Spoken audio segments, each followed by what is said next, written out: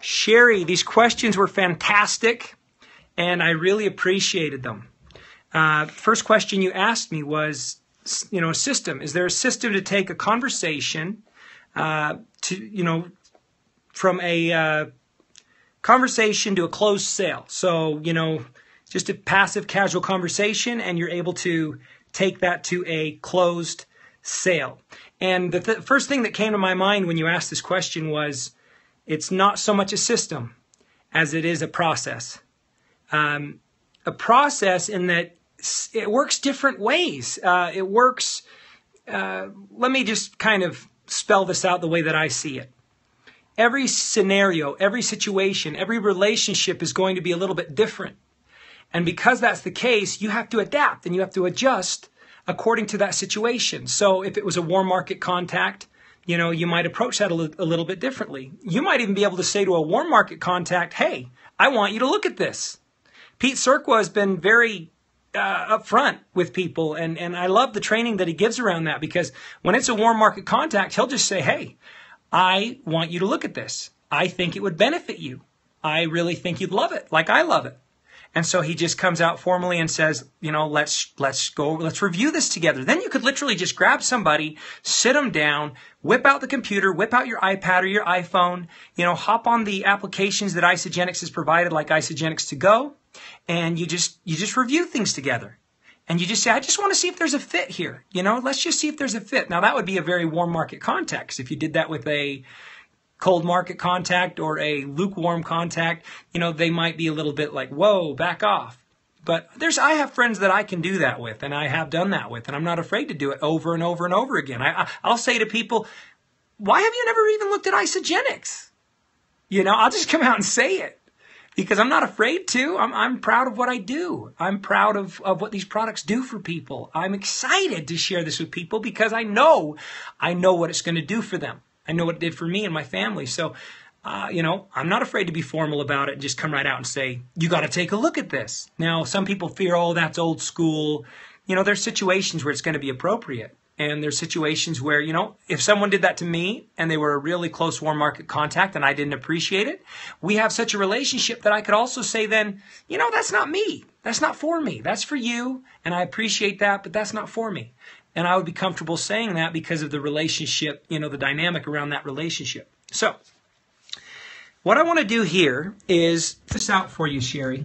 And I just thought of this today, so I hope it makes as much sense to you as it does to me. Okay. One of the second questions that you asked was how to generate interest from a cold market situation. Now, the things that came to my mind around that were, first of all, one, you have to connect. Now, connecting, that is going to take some skill sets. Those are skill sets that I can't necessarily teach on this little training session right here. But if you can develop the skill sets to find common ground, to build rapport, the skill sets to ask questions, ask very insightful questions, and be genuinely interested in that individual's answers and make mental notes about everything that they say. Just recently, I had it happen again where I bumped into this is great. I ran into a guy, random place, and coincidentally, we had mutual friends. Well, he didn't recognize me. Might have been the beard. Might have been the beard, I don't know. But he didn't recognize me, but I remembered him from 5 years previous when I had tried to share Isagenix with him. And it was in a sauna at the gym. And so I had done what I was taught to do. I had acquired his contact information, and I had the individual in my phone, and I had notes about him. So here's this guy, and we're in this, very random situation, and I pick up my phone and I make a phone call to him. Well, he didn't answer, and I thought, oh, darn it, because I was going to play a really funny joke. Well, then what happened was he went and got his phone out of the truck, and then he saw that I had called. He called, and he goes, hello, and I says, hi, Sean, how are you? And he goes, who's this? And I says, well, this was the guy that you just were talking to. He said, how in the world did you get my phone number? I'll say, I know a lot about you. I know you're from Hawaii. And I went on all these things that I'd made mental notes about this individual 5 years ago. Don't say this to brag. Don't say this to say, look how cool I am. But, those are skill sets. I remember people's names. I've gone into restaurants with Crystal, and Crystal's looked at me like, you are creepy. Because I can remember waitresses' names or, hostess names from 2 and 3 years ago. And we'll go back to that restaurant. And even if they don't have a name tag, I'll say, Renee, how you doing? And even the lady will look at me like, do I know you?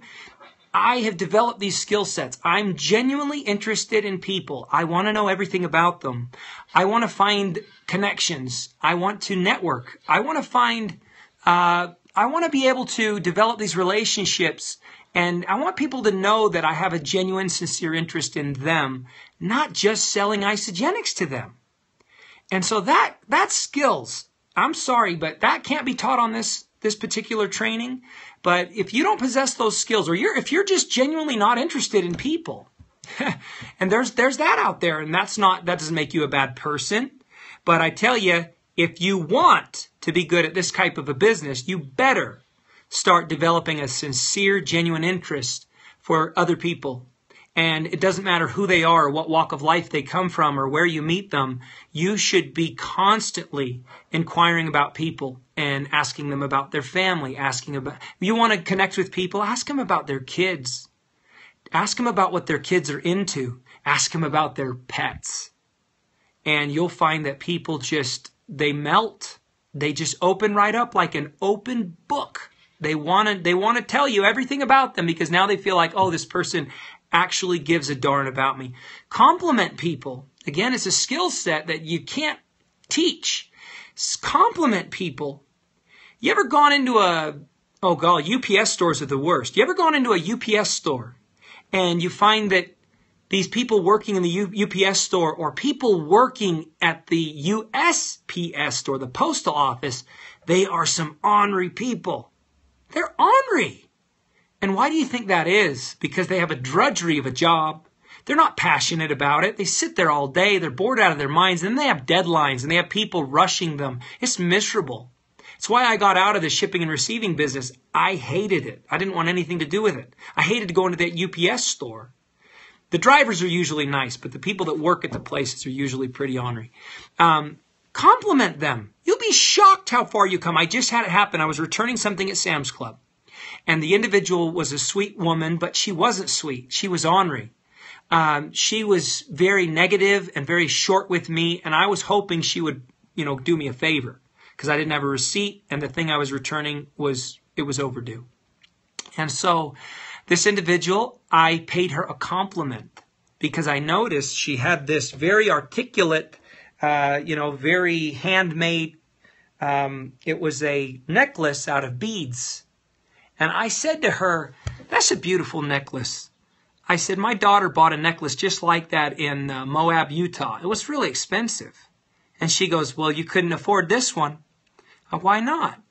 Well, because this one, I handmade it. It's probably worth $1,200. And I said, wow, that's amazing. How long did that take you? Now, would you believe that little thing? I connected with this woman. I connected with her, and a woman that was mad and a woman that had this scowl and she didn't want to be there and she didn't want to help me. And all of a sudden, just because of one little compliment, I love your necklace. My daughter has a necklace like that. Guess what unfolded? She helped me. She wanted to help me. She wanted to be my friend. That's profound, guys. I had the same thing happen at the gym. I'm just teaching you a little bit about the skill sets that I've developed over the years, and I hope it helps you. I was at the gym, and there's a woman at the gym, and she's kind of an interesting woman. She has weightlifting gloves, and she kind of throws her hair back like, I mean business, and she's probably in her 60s, and she roams around that gym like a bad A, like she's, means business. And she doesn't go up on the aerobic equipment or the cardio equipment. She is in the free weights, and she is grunting, and she's jamming on free weights.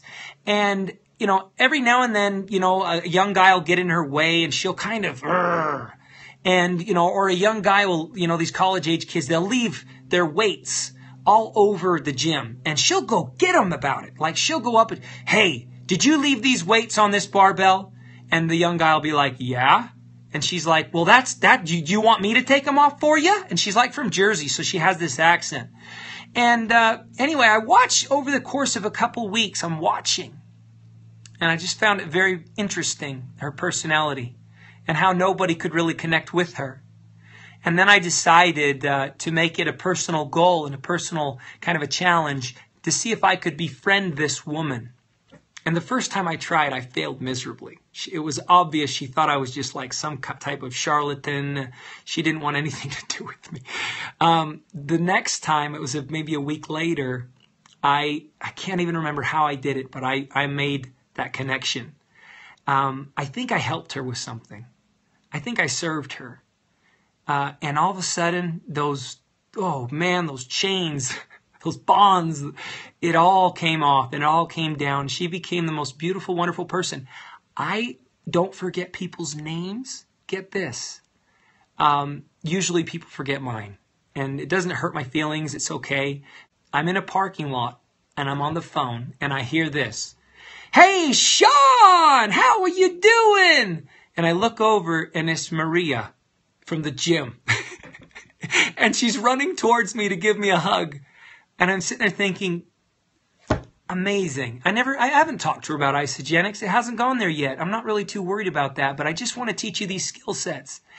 This kind of stuff, it's how you make friends. This trainer, this big, monstrous trainer at a gym, he came up to me once and he says, and he wanted to build his isogenics business. Massive guy. Very big presence. He says, Sean, how do I build my business? How do you talk to people about it? I says, it's interesting. I said, I once was at the gym, and I was, again, talking about the gym because he could relate to that. I said to this trainer, I said, what do you do when you're at the gym? He says, I'll put my headphones in.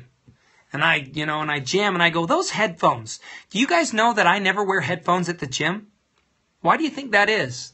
Do you think one of my ideal markets is at a gym? Do you think people that believe in health and wellness and really striving and trying to lose the weight, trying to be healthy, do you think they go to a gym? Gym people are some of our ideal market. So why would I put headphones in? Wouldn't that be stupid and ludicrous to do that? I don't want to connect with people. So I said to him, you're not allowed to put these headphones in and listen to music anymore. Because when you put those headphones in, what are you saying to everybody else? I don't want to talk to you. I'm not interested in connecting with anybody here. You see? And so he said, oh, that's interesting. I never thought of that.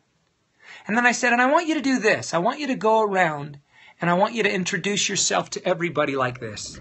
Hello, I'm Andres. It's nice to meet you. I'm really grateful to meet you today. I'm grateful to be here. And I just want to make some new friends. So I'm Andres. What's your name? And do that in a very sincere way. And you'll find that next time you go to the gym, you'll have people saying, oh, hey, Andres, how you doing? And I said, and go around and help people, serve people, break down their walls, go around and just offer help, offer to spot people, offer to teach them the right way of doing it. Everybody loves a trainer that's willing to give their services for free. Everybody loves that. And so next thing you know, he's saying, oh my gosh, I've been doing it all wrong. I could have been making all these connections all over the place, and I could have been enrolling all these wonderful people, but I was just closed to it. I wasn't open to it. These are little skill sets that you have to become open to. Remember people's names. Serve people. I just recently, one more little story, an individual, I could tell they were closed to me. I could tell that, that they didn't want to communicate with me, that they didn't want to be my friend. Not everybody will. That's okay. But I decided I know how to break down that wall. And I showed up at their house, and I had gloves on. And I said, I'm here to help you today. What do you need help with? And you should have seen their faces. Because I'd already asked them so many times if I could help with something. Because I know they have things they need done. But to just show up, oh man, it was priceless. It was awesome. And they were so grateful. And then I got a text yesterday that made my heart melt. And it said, thank you so much for your help. That was really unbelievable of you to do that. Can you see how this all relates to connection?